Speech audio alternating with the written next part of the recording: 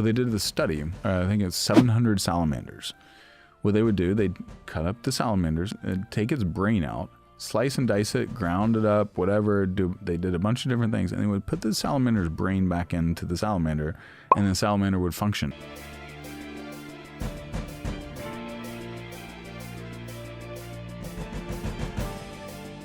How do I listen when I'm not using an amplifier like that? So again, it's your conscious mind is really strong, right? And you're used to listening to those loud voices in your mind. And so for you, it's going to be a little bit of practice and just testing on simple stuff. Okay. Like we did on the sushi restaurant. Yeah. I was like, hey, where do you want to eat?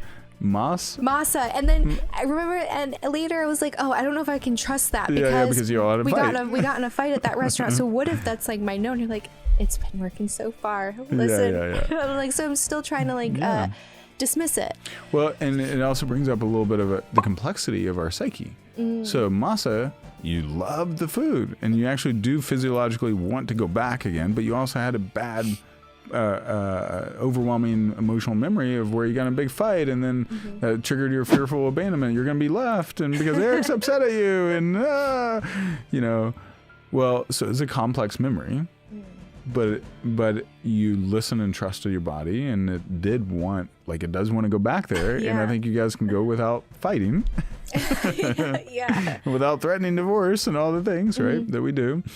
But so just I'd say for you is like, all right, so what we did is we did muscle testing, and I asked you a question, and I think for your yes, it was your body wanted to lean backwards, right? Eric's was leaning forward, if I remember correctly. Your no is leaning forward. So like even my wife, we've done it on like tequila. Do I want some tequila? And she's like, yes, I do. Or no, I don't. And so it could be a vacation, or do I want to do this partnership? A business partnership. Do I want to have this guest on? Do I want to go here for a vacation? Like my wife just did a little muscle testing on, they switched from going to LA to Miami on Friday. So she's going there with a girlfriend and visiting another girlfriend down there. And so, but your body knows. And so like the thing that is hard for us in our rational Western mind is like our intelligence is far beyond what we think.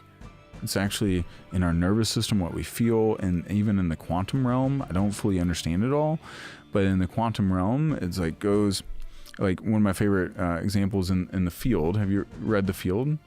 We have it downstairs. I've not opened it. Mind blown. Well, they did the study, and this is on like 700, I think it's 700 salamanders. What they would do, they'd cut up the salamanders, take its brain out, slice and dice it, ground it up, whatever. They did a bunch of different things, and they would put the salamander's brain back into the salamander, and the salamander would function. It would still work and operate. Even if they sliced it up, even if they ground it like ground beef, like sausage, as long as the brain was still back in there, the salamander could go and do its thing. And it was because, and they could measure like a holographic image, and the energy back to that energetic magnetic resonance was still in. Now that's a simpler creature than I wouldn't recommend that study on humans or apes or whatever, probably wouldn't work. But because the energy and the holographic energy was still in there, I don't understand it all. But in the quantum realm, our vibration, what I see in the work, like my client that I mentioned in DC is on the edge of burnout, was we raised her energetic vibration. She just called me on Monday and we talked for the first time in a week or two, and she's like, Mike, you won't believe what happened. She just secured an agreement with the national government in Africa, like a massive deal that she has equity and she gets paid a very substantial amount. And then she's secured another opportunity. Like her career is just blown up in 45 days. Wow. But it was because she was in a vibration of suffering, and then we raised her vibration up to joy. And what if like you had some suffering in your body? Eric had some suffering and some fear. Fear is a lower vibration. Have you seen the David Hawkins maps of consciousness? So my wife, I noticed, like, as we moved up her scale in the depression battle, she went from the lowest vibration, which is shame and guilt, to anger. And I'm like, well, at least she's not depressed anymore, but she's angry about everything. The food system, and guns, gun violence in America, whatever. Angry at me. I'm like, at least she's not depressed. And then as she kept going up, then she got to courage. Then she got to neutrality and acceptance. And now she can access love and joy so much more freely. Me too. I went up in my vibration as I healed and released. I like to describe it as like we're dropping off bags of bricks. Like last night, you dropped off some emotional bags of bricks that you've been carrying. Eric dropped off some. Now you're going to feel so much lighter. Doesn't mean we got to everything we needed to. There's more. But like I feel light as a feather now. So how do you know if you or a client would need, like when they're, I guess, is there a complete or complete enough? Yeah, complete enough. I would say we're I had a client, Lisa. She gave me a testimonial video as well about it. She almost died in pregnancy. And so her nervous system for 15 years, I met her at a mastermind we're in, and I met her and her husband the same evening, and I put my hand on her shoulders just as a friendly, like, you know, I'm kind of physically affectionate. I put my hand on her shoulders, and she's a 5'1" Asian lady. I was like, Lisa, your shoulders are rock hard. Like, are you like a power lifter? What are you? And she's like, no, I just had a lot of crazy shit happen in my life. I was like, oh, okay. And so that was a signal. I was like, oh, I'm looking for clues. And I was like, Lisa, so tell me about that shit that happened. She's like, well, I almost died giving childbirth 15 years ago. My brother died the same year. JM and I got separated for a while during that year. And she just felt so alone, so scared, so abandoned. Her nervous system got rigid and got frozen and been locked on. Back to like your amygdala can get locked in, and you can just be in fight or flight or freeze mode for years or decades. And she was very frozen. Well, I was like, okay, I can help you get unstuck if you want. And so her and her husband flew up to Nashville. We did a session. Literally, by the end of the session, she starts jumping around the room. I feel like a boiled carrot. I'm so loose and flexible. And I was like, yes, you are. And then a couple weeks later, she gets a massage from a massage therapist, one she's seen for years. He's like, Lisa, what happened to you? Your body's so less tense than it was. Like, I saw Magic Mike, and he helped me. He helped me release a lot of my trauma. And then I flew down and did a session with them at the end of May. And then the session, I was like, Lisa, because, you know, I go through and I ask your body, what does it want to release? What's stored in there? What is overwhelming? What is scary? Once we get your conscious mind to relax and your subconscious to speak. And I went through like two more memories, and she was good. And then I anchored her to a positive one at the end. Her higher self, and this was like fun, playful Lisa, and I was like, Lisa, I think you're complete. I don't think we need any more. I mean, she might maybe do one a year from now as a recalibration, but I think she's good.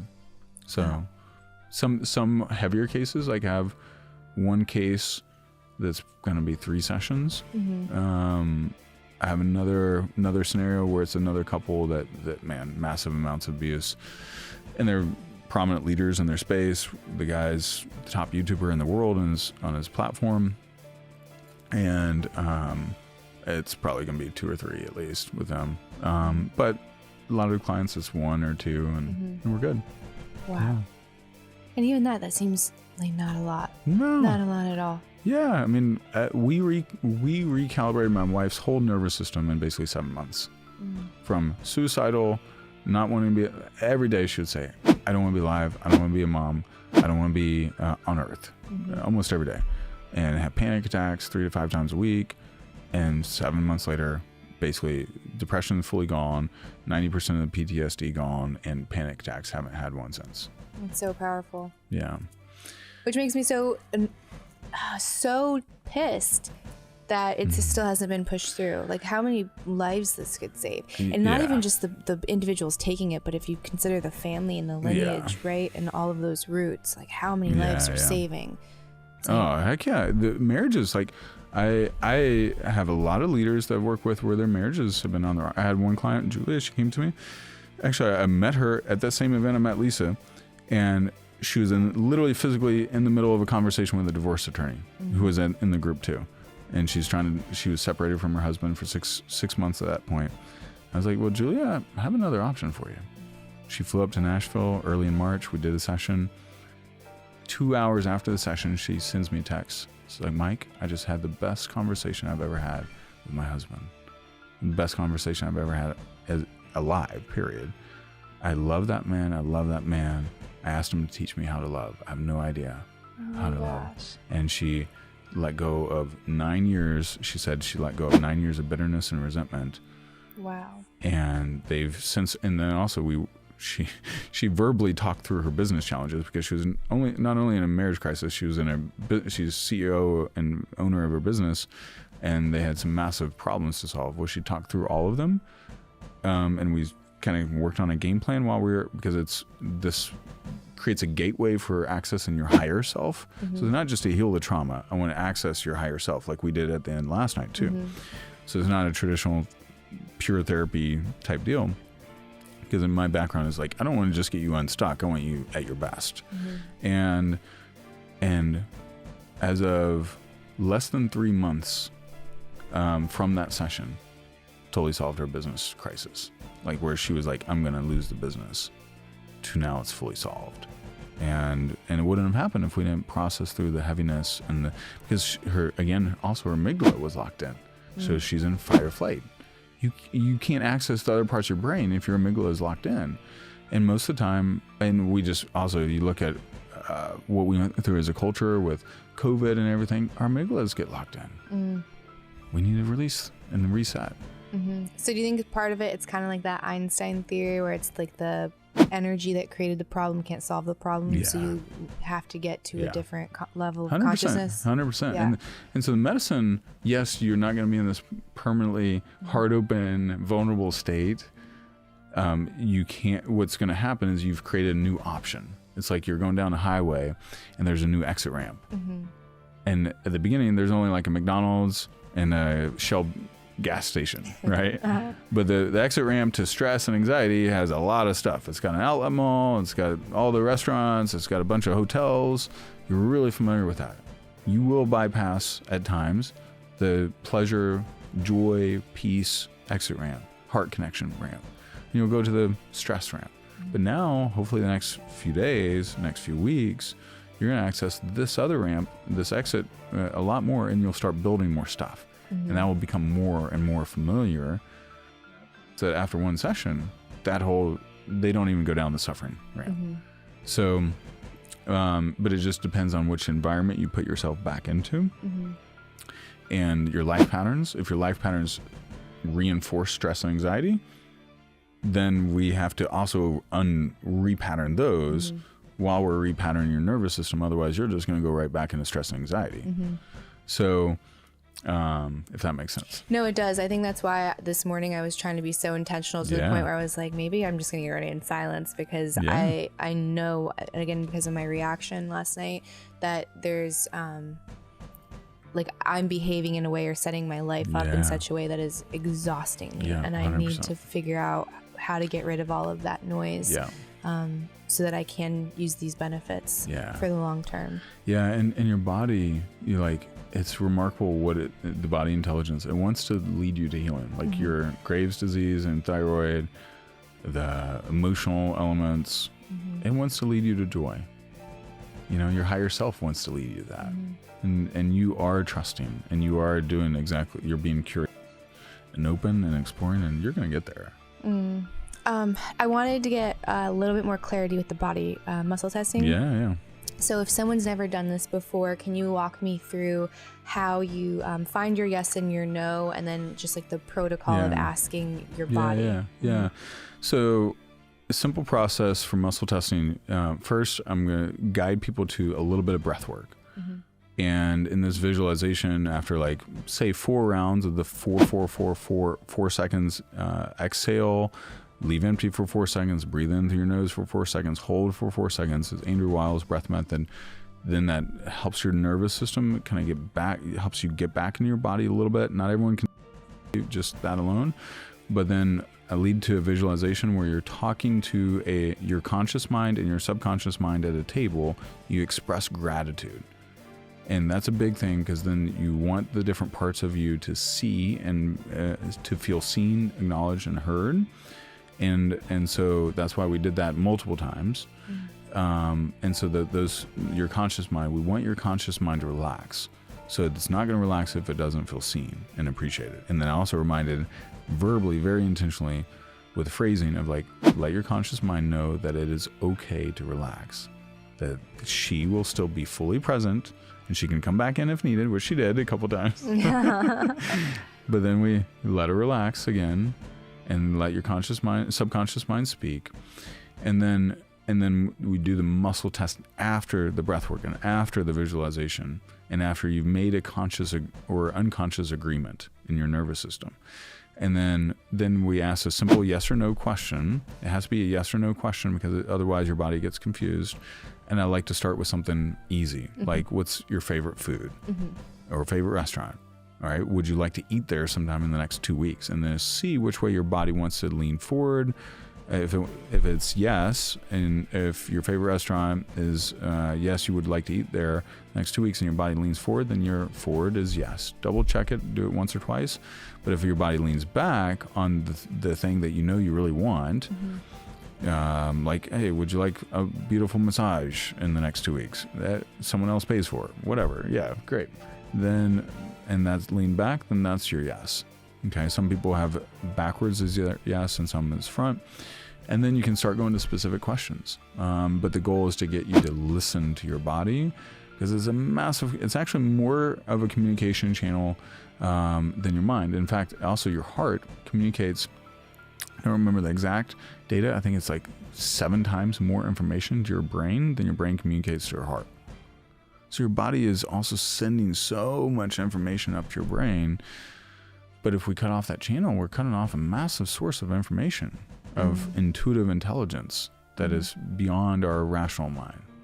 So it tends to be locked in. So if you're front, then more than likely it's going to be the same. And there's other methodologies, but that's the best so one for starting. Mine will probably always be back. More than likely, yeah. Do you find, because Eric's was forward and mine was back, is there a difference between the sexes? Or typically, or no, it can go 50-50? Yeah. Okay. Yeah. Yeah, I was like, I wonder if it's because like lead follow. yeah, who knows? Yeah, I don't know. Yeah. But yeah, it was really cool. I'm like, I want to do this with a lot of things. Yeah. So maybe I'll have Eric help me.